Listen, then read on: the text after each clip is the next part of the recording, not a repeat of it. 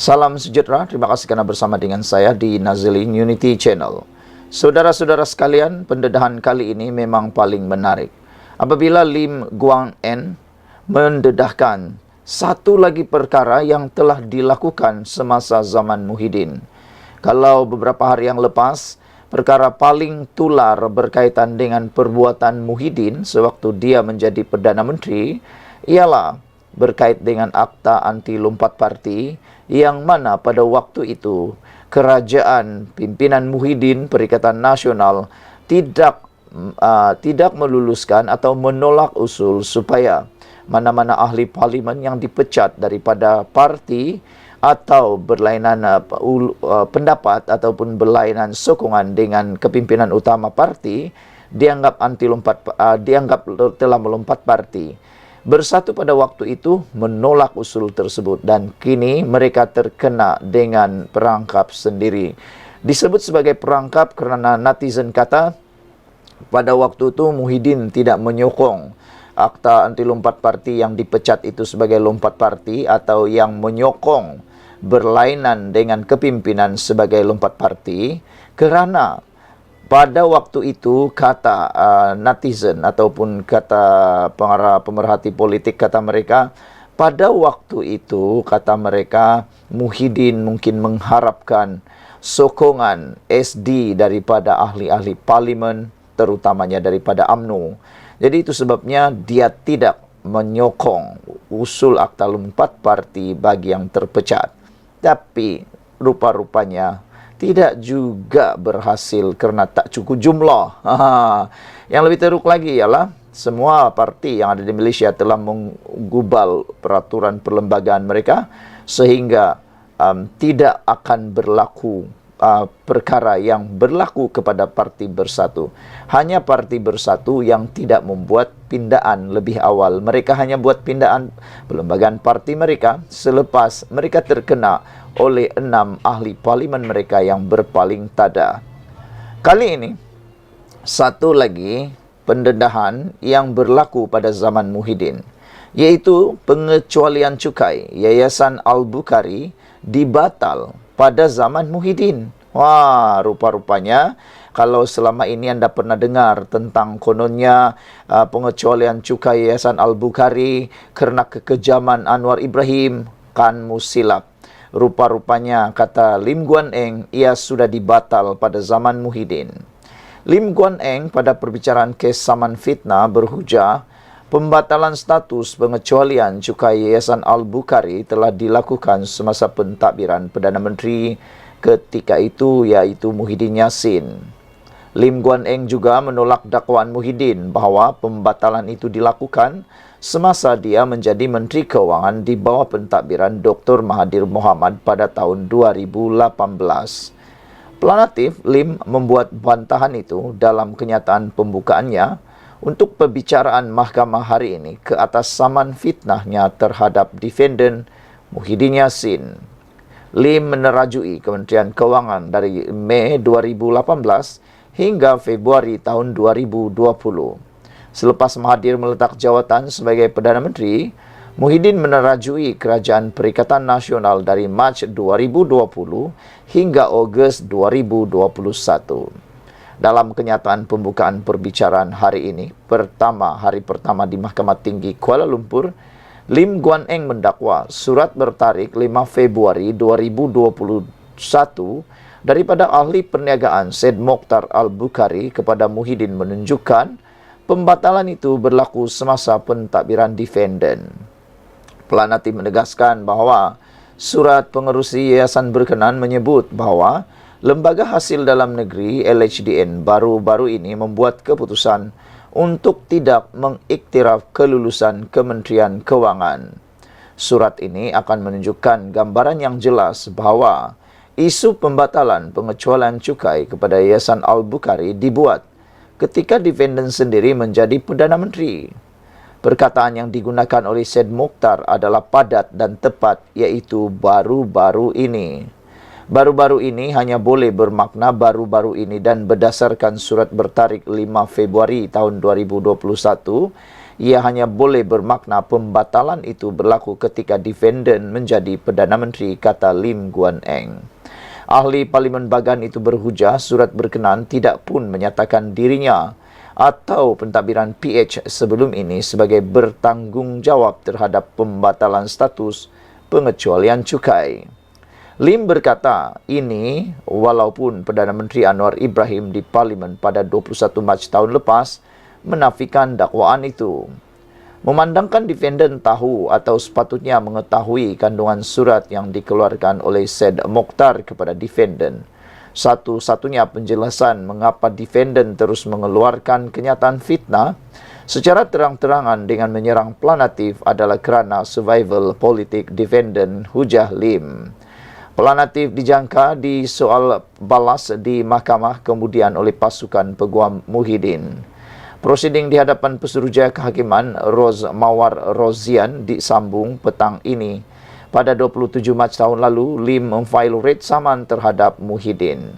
Sekian untuk kali ini, ikuti terus ulasan. Salam sejahtera, terima kasih karena bersama dengan saya di Nazilin Unity Channel. Ada orang kata, satu lagi ahli parlimen hilang sementara di Dewan Rakyat. Ini apabila tindakan ahli parlimen Pendang yang menuduh Raya sebagai anti-Islam telah mendapat padah.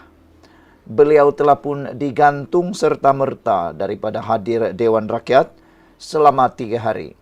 Netizen ada yang marah, ada yang gembira.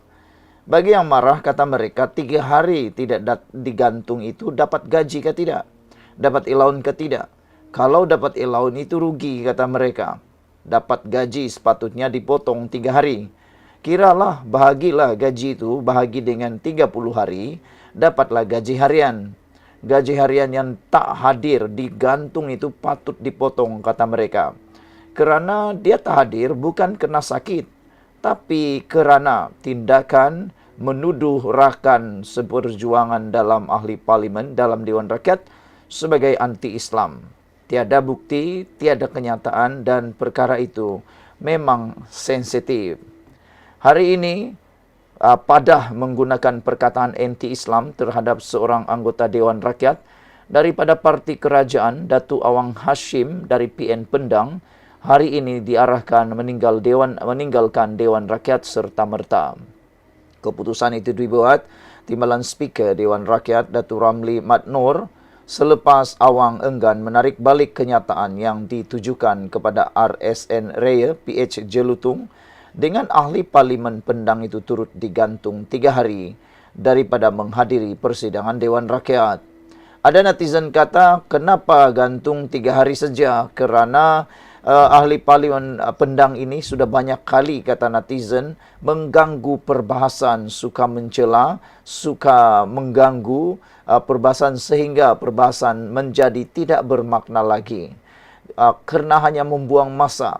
Kelihatan seakan-akan Dewan Rakyat jadi zoo pula, kata netizen. Oleh sebab itulah, mereka mahu supaya kenapa alang-alang 3 hari bagi terus 3 tahun, kata mereka.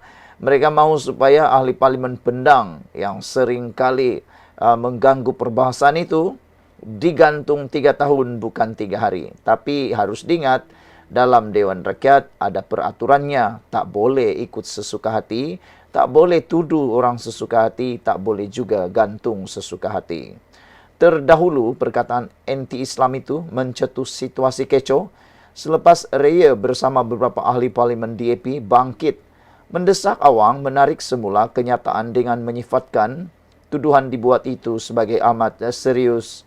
Ramli bagaimanapun meminta semua wakil rakyat berhenti menuduh antara satu sama lain sambil mengingatkan ia menjadi tontonan di luar sebelum mengarahkan Awang menarik semula tuduhan terbabit. Pendang hendak tarik balik atau tidak kenyataan berkait anti-Islam.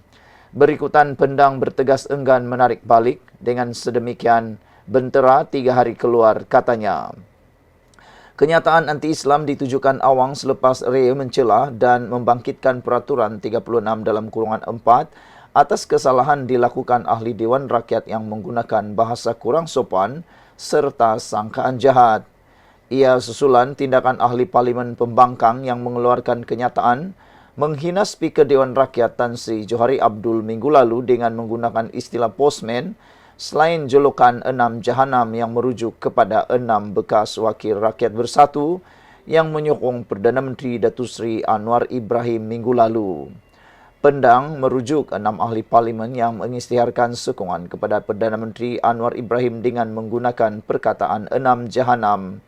Ketika itu saya tegur kerana beliau wakil PAS dan beragama Islam, maka tidak teratur dan tidak baik untuk beliau merujuk 6 orang itu sebagai 6 Jahanam, kata Raya.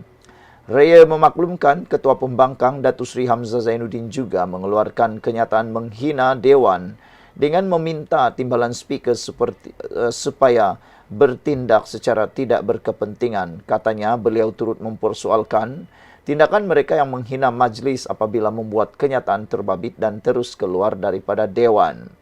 Hari ini mereka muncul, mereka pakai satu lilatan putih. Entah apa perlunya, tetapi bolehkah mereka menghina majlis, keluar kenyataan dan terus keluar Dewan, katanya. Ramli kemudian meminta Raya mengusulkan perkara itu kepada Dewan sebelum ia diputuskan oleh Speaker Dewan Rakyat. Raya membangkitkan peraturan 36 dalam kurungan 4 selain kurungan 6 dan kurungan 12 daripada apa pertimbangan saya. Semua ini berlaku minggu lepas, jadi setiap yang berhormat berhak membaca isu dalam aspek peraturan. Dengan demikian, saya usulkan jelutong tolong spesifik dan usulkan pada Dewan biar majlis dipengerusikan speaker membuat keputusan, katanya. Awang kemudiannya mencela membangkitkan peraturan Dewan 36 dalam kurungan 6 berikutan namanya disebut sebelum menuduh Raya sebagai anti-Islam sebelum diminta ahli Parlimen DAP itu supaya menarik semula tuduhan terbabit. Ahli Parlimen Pendang itu mempertahankan tindakannya dengan mengaitkan kenyataan Raya yang mempertikai tindakan kerajaan negeri Kedah tidak meluluskan lesen premis judi di Kedah sebagai anti-Islam. Sebab dia sebut nama saya berkenan 6 Jahanam, memanglah mereka itu Jahanam, katanya. Bila Jahanam, Raya kaitkan dengan Islam, hari itu pun dia bangkit apa orang Islam macam ni. Dia ni anti-Islam, dia nak opposite, bertentangan, balik supaya orang berfikir dia anti-Islam sebab itu membela orang main judi di Kedah, kata Pendang lagi. Sekian dulu untuk kali ini. Jangan lupa tinggalkan komen anda, tekan butang subscribe. Kita jumpa lagi. Bye-bye. Salam sejahtera. Ihsan Jalil membuat kenyataan yang bagi orang-orang politik, kata mereka itu kenyataan separuh gila. Manakan tidak. Dia mengajak Tokmat, Tokmat untuk keluar parti UMNO. Keluar parti UMNO pula. Untuk membuat UMNO keluar daripada kerajaan. Kata beliau, sebelum itu, Ihsan Jalil menggesa Muhammad Hassan atau Tokmat membawa UMNO keluar daripada kerajaan perpaduan dan menyertai bekas ahli UMNO yang telah keluar parti. Ihsan Jalil ni dia lupakah? Ini adalah tentang anti lompat parti. Kalau Zahid Hamidi masih presiden, mustahil mereka nak mau keluar daripada kerajaan. Tapi kalau Ihsan Jalil kata Tokmat membawa UMNO keluar daripada kerajaan perpaduan, kalau Zahid tak mau macam mana? Aduh, apalah Ihsan Jalil ni kan. Kata Ihsan Jalil, banyak akar umbi UMNO yang original akan sokong. Mereka tak nak dengan Zahid Hamidi. Katanya lagi, sebenarnya tak tahulah sejauh mana kebenaran yang dikatakan oleh Ihsan Jalil ini. Mungkin dia hanya bercakap di perspektifnya, di sudutnya sendiri. Kata Ihsan Jalil lagi, dia mahu supaya Tokmat lawan presiden. Nah, ini adalah DNA menghasut supaya melawan kepimpinan. Bayangkan, kalau itu ada dalam parti UMNO selama-lamanya. Menghasut untuk lawan bos, menghasut untuk lawan bos. Sampai bila lah kan UMNO akan dapat bersatu? Sampai bila agak-agak UMNO Barisan Nasional mampu bangkitkah kalau ada orang-orang seperti ini yang suka menghasut supaya lawan bos? Inilah ciri-ciri Isyam Jalil yang sebenarnya patut pun dipecat UMNO. Lawan bos, dia hasut Tokmat supaya lawan bos, yaitu lawan presiden mereka sendiri, yaitu Zahid Hamidi. Itulah cara yang betul-betul tak masuk akal. Isyam Jalil menggesa supaya Tokmat cepat-cepat keluar daripada kerajaan, membawa UMNO keluar daripada kerajaan. Katanya UMNO tidak sepatutnya menunggu lama. Tak perlu tunggu lama lagi untuk buat keputusan kerana undi Melayu akan berpecah jika mereka memilih untuk bertanding menentang PH dan PN pada pilihan raya umum ke-16 katanya. Nak tanya Isyam Jalil sudah buat analisis kah tidak? Kalau UMNO keluar daripada kerajaan sekarang, nak bersama dengan siapa? Adakah maksud Isyam Jalil mereka akan bersama dengan Perikatan Nasional? Bila masuk Perikatan Nasional bagi kerusi kepada UMNO. Nak tanyalah nih, UMNO dapat kerusi berapa daripada Bersatu, daripada PAS? Semuanya berlandaskan satu kaum, yaitu Melayu. Jadi nak bagi kerusi kepada siapa? Adakah Isyam Jalil terfikir itu? Dan kalau pecah undi kan tu bagus. Nanti kalau tak pecah undi, siapa dapat undi? Anda fikirkanlah sendiri. Itu sebabnya PH dan Barisan Nasional perlu kekal bekerja sama. Kerana kita sedar UMNO, Barisan Nasional sehingga sekarang ini perlu diperkukuhkan dahulu. Belum sekuat seperti dahulu. Ini hasutan Isyam Jalil kepada Tokmat. Dia kata kalau awak nak follow, buat keputusan sekarang. Keluar daripada kerajaan perpaduan, join kita sekarang katanya. Nak join kamu buat apa? Aduh, aku terpikir jugalah kan. Kalau Tokmat betul-betul lah follow apa yang Isyam Jalil kata ni. Tokmat ni ikut hasutan, ikut telunjuk Isyam Jalil kah? Takkanlah Tokmat nak ikut pula telunjuk Isyam Jalil. Nak join dia. Jadi sudah join dengan dia, nak buat apa? Itu yang kita nak tanyalah kan. Dalam masa 3 tahun ni, selepas join dengan Isyam Jalil, apa yang mereka buat? Apa yang mereka nak buat? Apa yang mereka nak buat? Terdahulu Muhammad dilapor sebagai berkata, tiada jaminan UMNO akan bersama dengan gabungan parti lain pada PRU 16. Tapi sebenarnya sebelum ini, Tokmat Hasan dia kata, kita akan kuatkan terlebih dahulu UMNO, barulah kita akan bergerak secara solo. Tiada mustahil untuk UMNO bergerak solo, kata Tokmat. Tapi buat masa ini, mereka akan kuatkan dahulu saf kepimpinan UMNO. Itu yang tepat, itulah yang betul. Jawaban Tokmat itu tepat sekali. Jangan ikut hasutan Isyam Jalil yang mahu supaya mereka Tokmat membawa keluar kerajaan, membawa UMNO keluar daripada kerajaan. Sebab kalau mereka keluar daripada UMNO, daripada kerajaan, saya rasa UMNO akan berada dalam keadaan yang sangat-sangat kritikal. Sangat kritikal. Tak tahulah apa pendapat anda semua, tinggalkan komen anda.